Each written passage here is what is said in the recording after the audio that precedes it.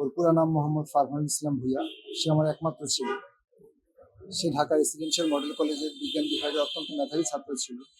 এই বৈষম্য বিরোধী ছাত্র আন্দোলনে আমি যা হারিয়েছি তা অমূল্য সম্পদ। আমি এই লস কোনোভাবেই রিকভারি হওয়ার নয়।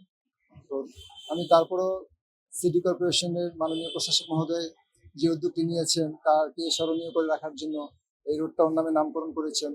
আমি সিটি কর্পোরেশনের প্রশাসক মহোদয় প্লাস সর্বস্তরের কর্মকর্তা, ইভেন আপনার মন্ত্রণালয়ের যারা আছেন, অন্তর্বর্তীকালীন সরকারে যারা আছেন, সবাইকে আমি ধন্যবাদ জানাচ্ছি আমার ছেলেকে স্মরণীয় করে রাখার জন্য। ফারহান ফায়াজ, তার নামে আমরা নামকরণ করলাম।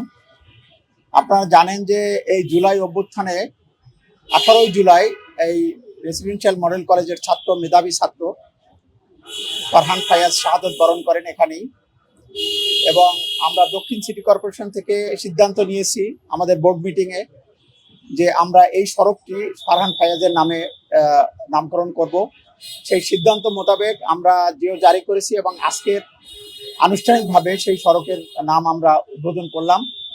এখানে আমার প্রধান নির্বাহী কর্মকর্তা সহ আমার সহকর্মীবৃন্দ, ফারহান ফায়াজের আব্বা এবং যে কলেজে ফারহান ফায়াজ পড়াশোনা করেছে সেই ঢাকা রেসিডেন্সিয়াল মডেল কলেজ, তার প্রিন্সিপাল মহোদয় সহ তার শিক্ষকবৃন্দ এখানে উপস্থিত আছেন। আমরা জানেন যে এই যে জুলাই অভ্যুত্থানে যারা শাহাদত বরণ করেছেন, একটা মহৎ উদ্দেশ্য নিয়ে একটি বৈষম্য বিরোধী বাংলাদেশ গড়া। তো ফারহান ফায়াজ সেই শহীদের কাতারে অন্যতম একজন।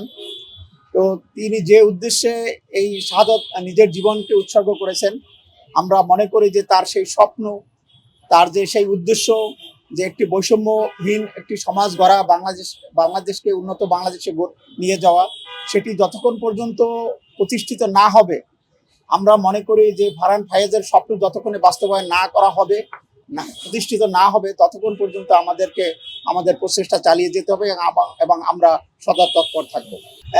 আমরা যেমন এর আগের একটু ঘটনা বলি, আমরা যে শহীদ আবরার ফাহাদ, যিনি বুয়েটের মেধাবী ছাত্র ছিলেন, তিনিও শাহাদত বরণ করেছেন এবং তার শাহাদতের মধ্য দিয়েই মূলত এই যে জুলাই অভ্যুত্থান তার বীজ রোপণ হয়। সেই ফারহান ফায়াজের নামে আমরা যে বঙ্গবন্ধু এভিনিউ ছিল সেটাকে পরিবর্তন করে আমরা আবরার ফাহাদ এভিনিউ করেছি। এবং আরো জুলাই অভ্যুত্থানে আরো যারা শাহাদত বরণ করেছেন এরকম আরো 2-3টি সড়ক আমরা তাদের নামে নামকরণ করব। সেই ইতিমধ্যে আমাদের সিদ্ধান্ত হয়েছে, পর্যায়ক্রমে আপনারা সেগুলো জানতে পারবেন।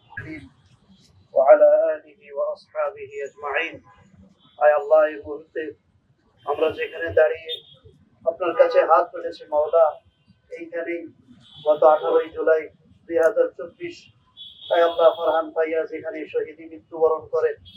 মাওলা, শহীদ ফারহান ফায়াজকে আপনি মাফ করে দেন। আয় আল্লাহ, তার আব্বা আম্মা, পরিবার পরিজন, আত্মীয় স্বজন সকলকে ধৈর্য ধারণ করার তৌফিক দান করেন।